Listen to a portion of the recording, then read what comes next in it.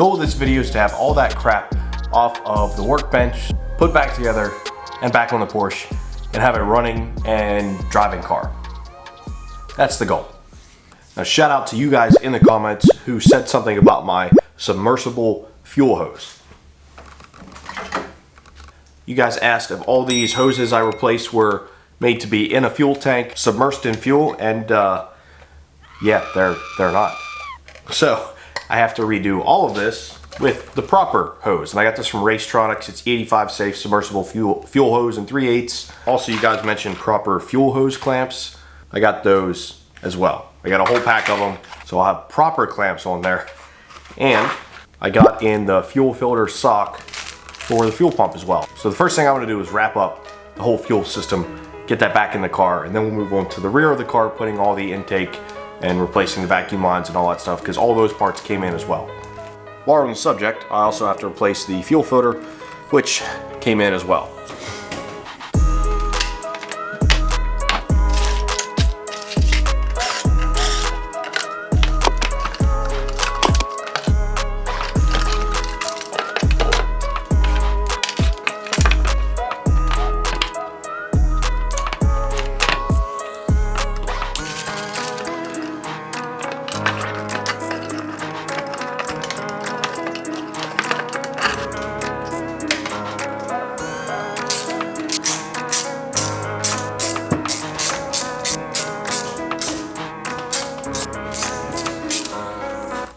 And here we've got the finished product, gentlemen. Pretty happy with that. I mean, I was happy with it before when I had non-submersible lines in there, but now it's done properly. The only thing that I'm worried about is the wiring connector. I went red to red and black to black, but if you look at the old pump, red was on negative and black was on positive. So if the pump doesn't work, if it's sucking instead of pushing, then I'll just flip-flop these. Let's go get covered in some gas.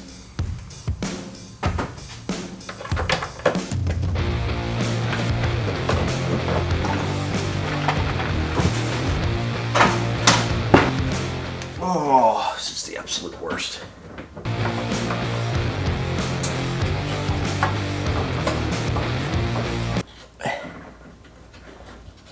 Wait for the click. Nice.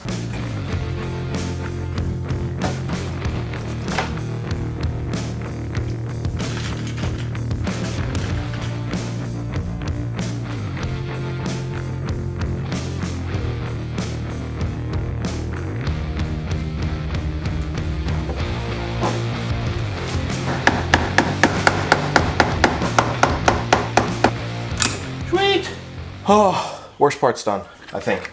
Now let me go throw the fuel filter on there and we'll hopefully call that a wrap on the fuel system. As long as everything works.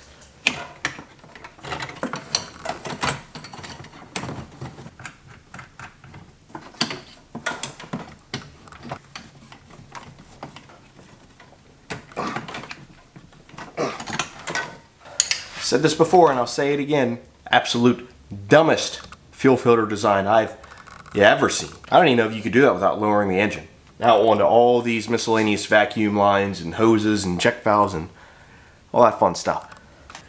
What I've got over here is a whole bunch of stuff. Number 16 check valve and the other check valve. I got a whole bunch of different high temp silicone vacuum line.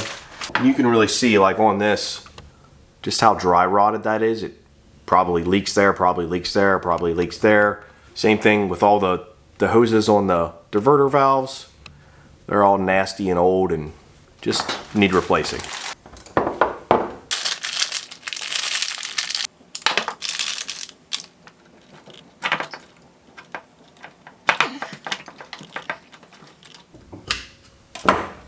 One little bit done.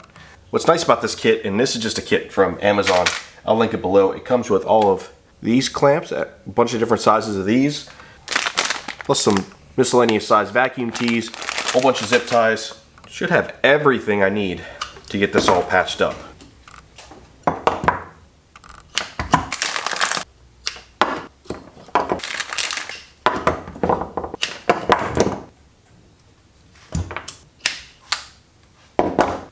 Much, much better. Now, do I remember where all these things go? No, not a chance.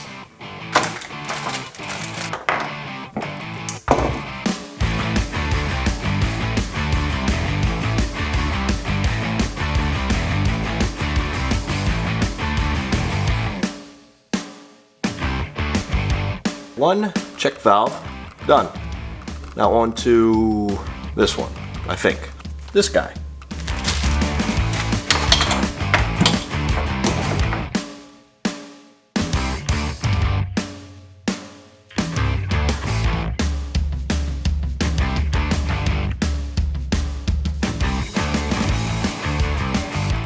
Is looking pretty good. And by the way, this check valve, if this is the number 16, see how it has the arrow? Air should only go one way, right? Well, guess what? It's clearly failed because I can blow through it both ways, so that's a good replacement. I'm glad I got that. I think we're ready, boys. I think the fun begins. Time to put everything back in. It's gonna be a learning process because I don't remember where everything went at all. So I'm just gonna plug and play and see what we can do. And also I want to zip tie a whole bunch of the vacuum lines that are in the engine bay while I have access to them. I'm sure I'll be back in a few minutes with my questions as to where things go. Let's snap back on, so that's a good start.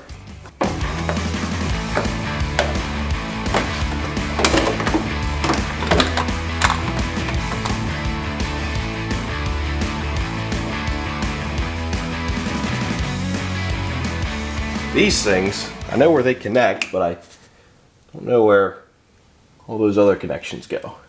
That's for sure. What does that do? I don't know. Oh, first question. This. Probably gonna have to take a short hiatus and see where these go, because I don't remember what goes to what, and that's probably pretty important. The next day. The next day here in the garage, did a whole bunch of work and got basically everything back together in the engine bay. Replaced a whole bunch of vacuum lines, basically all the ones I could get to, zip tied them all together, clamped them, etc. It's pretty much good to go. Now before I even consider starting this, I'm going to do another boost leak test, except this time it's going to be a little different. I got some parts to be able to boost leak just from the end of the intake manifold versus going up through where the turbos are, because I just want to test the top of the engine before I bolt everything back up and try to get it running. So I got some 2 3/4 silicone couplers. They fit right over the Y pipe. I hope it seals up. You know how they have those clips in there. I'm hoping it'll work. And I got some 2-inch PVC end caps. One's just going to be blocked off, and the other one I'm going to thread in a Schrader valve and then be able to throw some air in it and see where we're leaking. Now, if you remember before, it wouldn't hold any pressure at all, and I'm guessing that was because the number 16 check valve had failed, so all that air that goes in the engine could just push through and up to wherever one of those lines go, and I don't know where that is. So I'm hoping we'll be able to hold some kind of pressure this time. Hopefully I have no leaks. Wouldn't surprise me if there was a leak or two, minor, but it's got to be better than it was last time. So let me whip up this cheap boost leak tester and see what happens.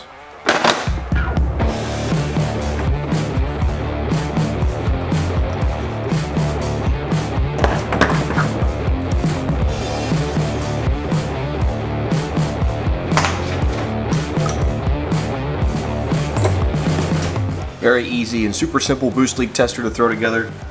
Just have to put this on the car along with the end cap for the other side because they are connected obviously. Shoot some air into it and hope for the best.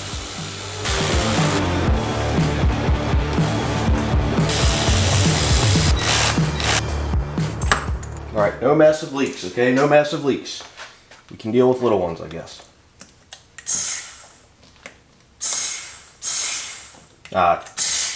Shooting out of this. I was worried about that. So on the end of this, I can't push the boot back on very far. Essentially there's metal that connects there. That didn't work. Going to plan B.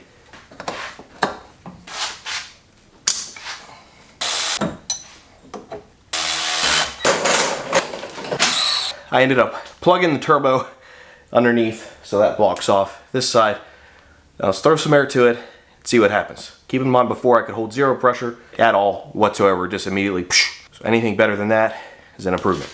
Quick interruption from today's video sponsor, which is Extra, specifically Extra wallets. Now if you guys own an old Porsche, you know that your wallet is already super slim cash-wise. But if you want an actual super slim wallet that's really, really nice, high quality, looks great, and has a button that freaking pushes your cards up, Extra's the one to go to. These things are about half the size of a regular wallet, if not even smaller, and they come packed with a ton of features. You guys know I love carbon fiber, so this is a nice, simple carbon fiber unit that can hold up to 12 cards plus cash. Another example is this metal wallet. Again, can hold a bunch of cards, but on the back, it actually has an integrated Apple AirTag holder, which is awesome. For those that lose your wallets, this could really save you. And if you want a more traditional leather looking unit, they make this nice piece here. This is the Parliament Classic wallet. Again, shoots all your cards up at the push of a button, but has a little more room inside for even more cards. And it even has a spot in the back for one of their trackers. And this solar powered tracker is about the size of a regular credit card, and obviously it's gonna help you if you lose your wallet. So if you're looking to get one of the world's coolest wallets, I mean, come on, how cool is that? Check the links below. You can use my discount code MattRoss to get up to 25% off of your new extra wallet.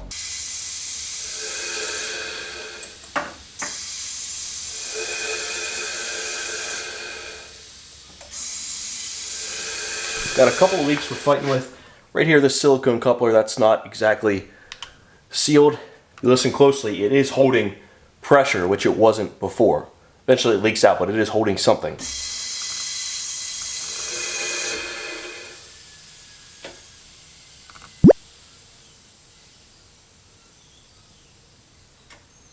So I have a leak down at the turbo, which makes sense because it's going to come back up through the intake because I don't have the actual intake to the turbos closed off because I don't have anything to block that off. And it's leaking a little bit here at the coupler, but nothing up top, at least not that I can hear. And that's what was my main concern.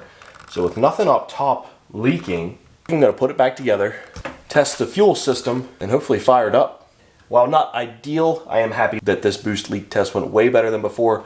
Held zero pressure before, now it holds pressure for, 10-15 seconds or so.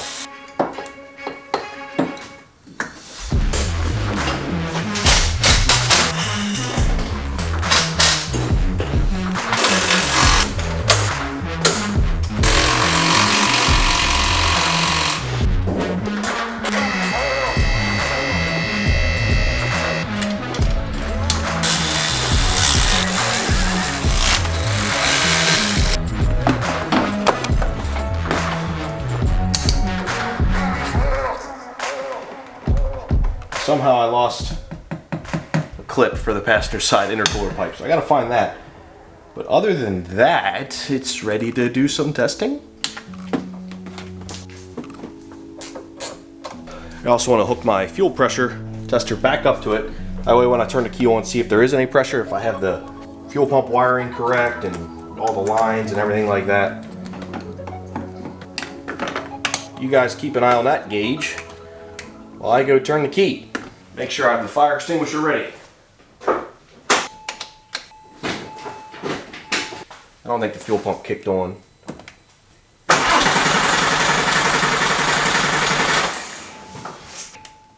No fuel pressure. Alright, so I'm guessing I have those lines wrong.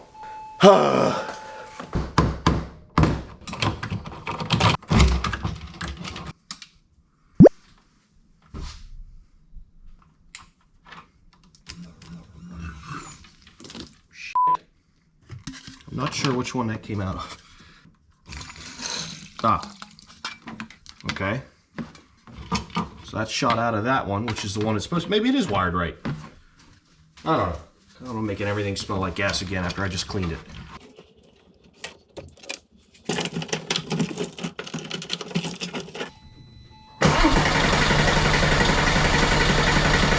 Big fat nothing. I'm a little lost, guys, because now the fuel pump's not doing anything. So I don't know if I blew a fuse or what.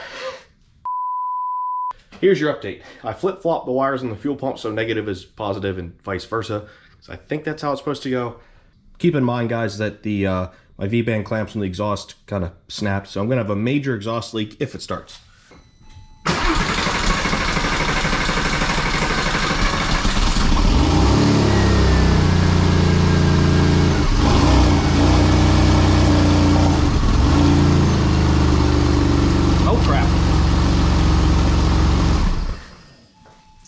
Big fuel leak. Oh, yeah, shoot. That's not good. Could end in disaster. We don't want that.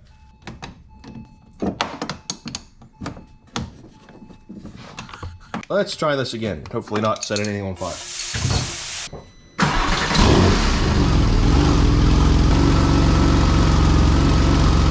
Well, this thing died. That sucks. Guess I can just take this thing off since it clearly doesn't work now.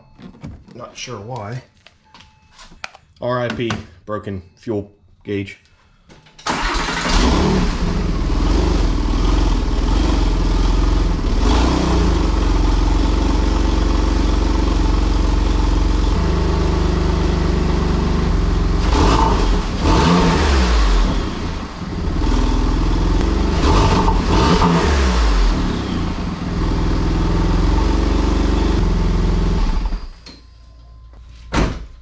Pretty happy, boys. It's back running. It sounds like it's running really, really well. No misfires, no weird things. It doesn't sound like it's sucking air out of the top of the engine. Pretty much good for a test drive, except it's dark outside. And I can't check fuel pressure to see if I actually fixed the problem where the fuel pressure was dropping immediately. While I wait, I might as well clean up this freaking giant mess that I have, because I don't think I'll be needing these tools anymore tonight. Maybe even I'll get lucky and find the other clip for the passenger side intercooler pipe. Still a good many Porsche parts up there because it's still kind of in pieces, all the body parts and stuff. But anyway, while I don't know if this totally fixed it, it's a good start.